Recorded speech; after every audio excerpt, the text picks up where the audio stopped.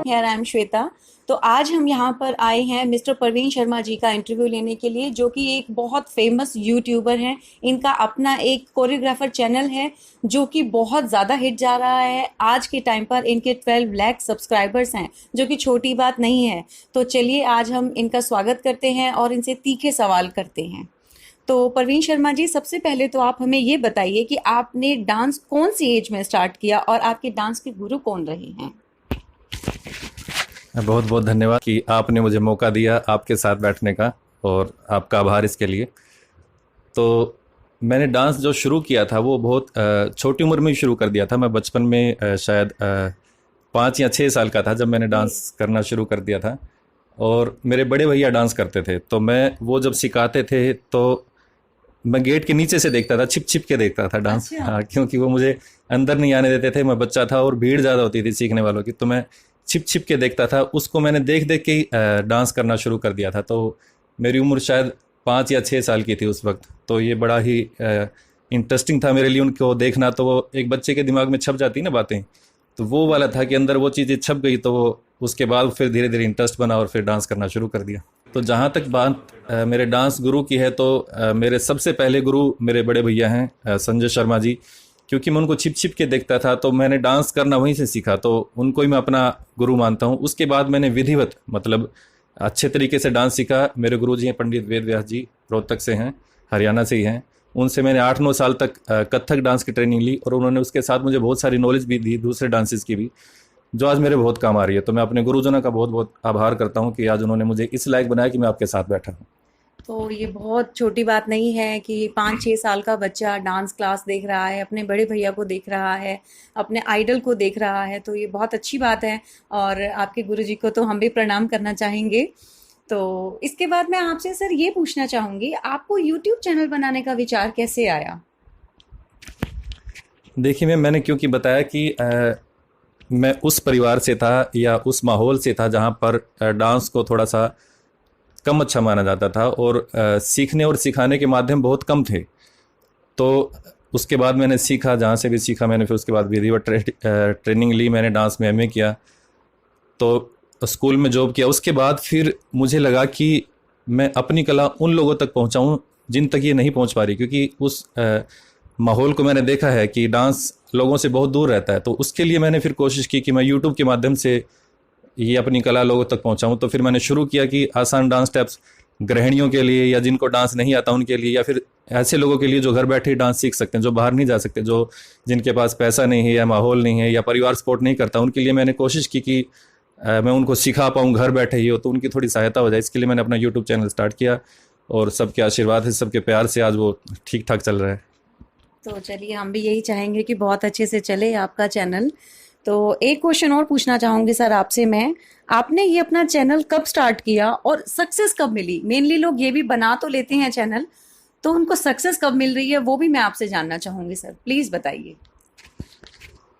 ये मैम मैंने चैनल शुरू किया था 2012 के आसपास, ये मेरा चैनल था। लेकिन उस वक्त मैं डांस की वीडियोस ट्यूटोरियल्स नहीं डालता था। उस वक्त मैं डालता था कि जैसे मेरे जो स्कूल्स के फंक्शंस होते थे, बच्चों के फंक्शंस होते थे, उनकी वीडियो डालता था। साल 6 महीने में एक आध वीडियो मैं डाल देता था, कंटिन्यू नहीं था। मुझे पता नहीं था यूट्यूब पे मतलब काम भी किया जा सकता है। लेकिन अचानक से एक आइडिया क्लिक किया कि वो शुरू करूँ। तो आज से लगभग 1 साल पहले, ये अब 2018 में मार्च के आसपास मैंने, फेब या मार्च में ये मैंने कंटिन्यू शुरू किया था। मतलब 1 साल में ही। उससे पहले मेरे सब्सक्राइबर नहीं थे, शायद 50 या 100 के आसपास सब्सक्राइबर होंगे। और इस 1 साल में ही लोग जुड़ते गए और कारवां बनता गया। चला गया। और इसके बारे में बताऊंगा कि अगर आप यूट्यूब पे काम करना चाह रहे हैं तो एक बड़ी अच्छी ट्रिक है कि आप कुछ ऐसी चीज़ें बताइए जो यूनिक हों। किसी का भी किया हुआ, रटा रटाया, देखा हुआ काम मत कीजिए।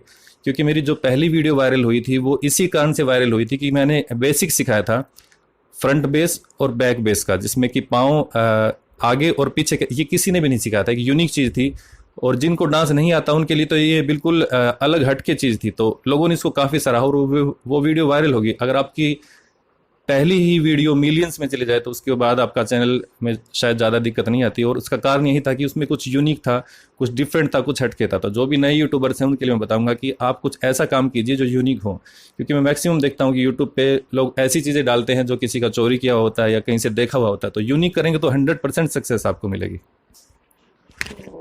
बहुत अच्छी बात है, ये भी आपने सक्सेस के बारे में भी बताया, क्योंकि कोई भी यूनिक चीज़ें नहीं बताता है।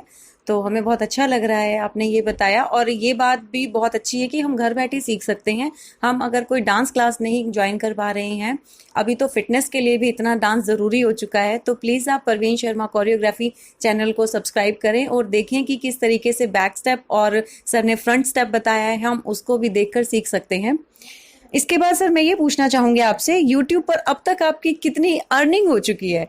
एक्चुअली बहुत बेसिक क्वेश्चन है, जो लोग भी यूट्यूब पे आना चाहते हैं, अपना चैनल बनाना चाहते हैं, तो उनका एक बेसिक सा क्वेश्चन ये भी होता है कि अपनी नॉलेज भी शेयर करें और साथ में कुछ ना कुछ अर्निंग भी हो, राइट सर?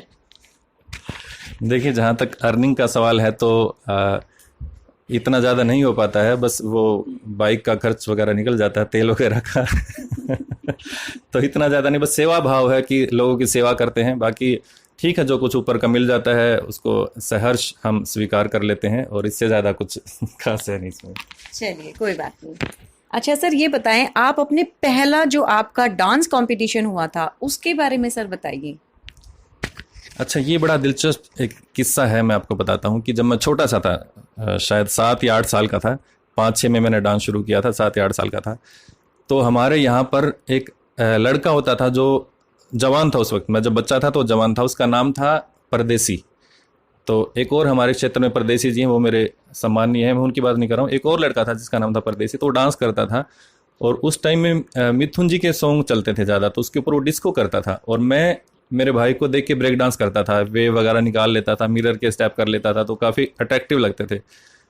तो वो लगभग रोज़ डांस करता था, उसका एक काम था रोज़ की लोगों को इकट्ठा करके और उनके सामने वो अपना प्रेजेंटेशन देता था। तो मेरे मोहल्ले के लोग भी मुझे पकड़ के ले गए कि भाई चल उसके साथ तेरा कंपटीशन करवाते हैं। मैं बच्चा था और वो जवान था, तो कंपटीशन कुछ बनता नहीं था लेकिन फिर भी वो पकड़ के ले गए, तो मेरे अंदर इतनी अकल भी नहीं थी। तो वो गाना, पुराने सॉन्ग्स होते थे, मुझे ध्यान नहीं है, शायद वो मिथुन जी का ही कोई गाना होगा, जूली जूली ऐसा कुछ सॉन्ग था उसके ऊपर, तो वो डिस्को कर रहा था और ब्रेक डांस कर रहा था।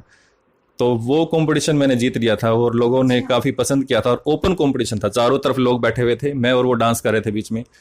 तो वो जहाँ पे कंपटीशन हो रहा था वो गरीब एरिया था, शायद झोपड़ी वगैरह अपन जिसको बोलते हैं वो एरिया था। तो वहाँ के लोगों ने भी उस टाइम पे मुझे 12 या 13 रुपए दिए थे, ऐसे वार फेर करके, वो आप शायद जानते होंगे कैसे देते हैं। तो वो मेरे लिए बड़ी बात थी, और उसके बाद फिर उससे हिम्मत बनी, तो उसके बाद बस फिर कभी मुड़ के नहीं देखा, या फिर आशीर्वाद आपका मिलता रहा तो आगे बढ़ते रहे। चलिए, ये भी बहुत अच्छी बात है कि आपने डांस कंपटीशन इस तरीके से किया। तो डांस के फील्ड में सर आपके पेरेंट्स ने आपको क्या सपोर्ट किया, और आपकी इस हॉबी के लिए अच्छा आपकी फैमिली का रिएक्शन क्या था? ये भी बहुत एक इंटरेस्टिंग क्वेश्चन है, मैं चाहूँगी आप बताएं। देखिए, मैं बहुत गरीब परिवार से बिलोंग करता था, अब तो भगवान का शुक्र है कि थोड़ा बहुत टाइम पे मिल जाता है।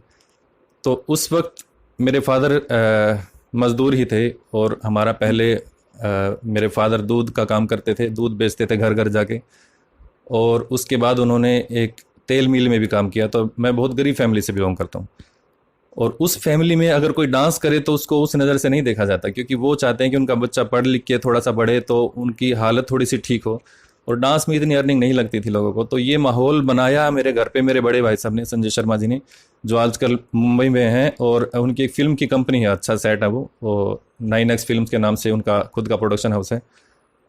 तो मेरे लिए दिक्कत नहीं है, लेकिन भाई के लिए दिक्कत है। दिक्कत क्या है कि वो उस माहौल में उनको एक डांस का परिवेश तैयार करना, एक वेश तैयार करना। तो वो मेरे से 6-7 साल बड़े हैं, मैं छोटा था जब वो, काफ़ी छोटा था जब वो बड़े थे, मतलब 6-7 साल का डिफरेंस होता है। तो उन्होंने एक बेस तैयार कर दिया था, मतलब जो भी कहा घर वालों ने कि ये अच्छा काम नहीं है, वो उनको कहा। और उसके बाद जब मैं बड़ा हुआ तो वो डांस से अर्निंग शुरू कर चुके थे। तो घर वालों को या फिर फैमिली को जब पैसे आने शुरू होते हैं ना, तो वो काम थोड़ा सा फिर ठीक, क्योंकि उनको लगता है कि भाई गरीब के लिए क्या है कि 2 पैसे अगर टाइम पे मिल जाए, खाना टाइम पे मिल जाए। हमारा वैसे ही माहौल था, तो भाई ने थोड़ा सा कमाना शुरू कर दिया था, तो घर वालों के लिए वो दब गया था वो कि भाई डांस का काम अच्छा नहीं, ये चीज़ें एक दब गई थी, उसके बाद फिर वो थोड़ा सा उसको ठीक मानने लगे थे, तो मेरे लिए एक बेस तैयार किया मेरे भाई ने। लेकिन ये ठीक है कि मेरे परिवार का माहौल ऐसा नहीं था, लेकिन अब मेरे घर वाले, मेरी वाइफ, मेरी मदर मेरा पूरा सपोर्ट करते हैं और वो काफ़ी खुश हैं। और मेरी वाइफ और मेरी मदर भी, स्पेशली मेरी मदर इस काम से बहुत खुश हैं आज। उस टाइम पे क्योंकि माहौल अलग था तो उनके विचार अलग थे, आज वो भी चेंज हो गए हैं समय के साथ साथ। अच्छा, इसमें एक और मैं इंटरेस्टिंग बात बता दूं कि मेरी शादी में भी दिक्कत आ रही थी। अच्छा। क्योंकि हमारा छोटा सा शहर है, तो उसमें डांस करने वाले को अच्छा नहीं माना जाता है, डांस टीचर को अच्छा नहीं माना जाता है। तो उसमें भी अगर कोई पूछता था कि भाई लड़का क्या करता है कि डांस करता है, तो उसमें थोड़ी रिश्ते में प्रॉब्लम आ रही थी। तो ये मेरे फादर इन लोग को मैं थैंक्स कहूँगा कि उन्होंने अपने लड़के शादी मेरे की। साथ भेज दी। हाँ, तो आजकल ठीक है, सब कुछ माहौल ठीक है और समय बदल रहा है। ठीक है, चलो ये तो बहुत अच्छी बात है कि आपके ससुर जी ने लड़की दे दी। चलिए, उसके बाद मैं नेक्स्ट क्वेश्चन लेना चाहूंगी अपना। सर, आप अपने कोरियोग्राफी चैनल के बारे में कुछ बताएं कि किस तरह से लोग घर बैठे हुए इसका बेनिफिट उठा सकते हैं। मेन क्वेश्चन यही है।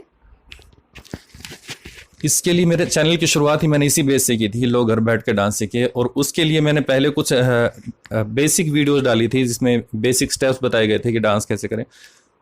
तो वो लोगों को थोड़ी सी दिक्कत आ रही थी कि इसके बाद क्या करें, इसके बाद क्या करें, इसके बाद। तो उसके लिए मैंने एक डांस कोर्स शुरू किया है अभी, जिसमें लेडीज़ के लिए डांस कोर्स अलग है और बच्चों के लिए, गर्ल्स के लिए और बॉयज़ के लिए डांस कोर्स अलग है, जिसको मैंने डे वाइज शुरू किया। जैसे फर्स्ट डे कैसे करेंगे, सेकंड डे क्या प्रैक्टिस करें, थर्ड डे क्या प्रैक्टिस करें, और वो अभी कंटिन्यू है। तो आपका सवाल था कि घर बैठे आप लोगों को कैसे मदद मिलेगी, तो वो इसी तरीके से मदद मिलेगी कि लोग मेरे उस डांस कोर्स के साथ घर बैठे ही डांस सीख पाएंगे बड़ी आसानी से, क्योंकि वो डे वाइज है।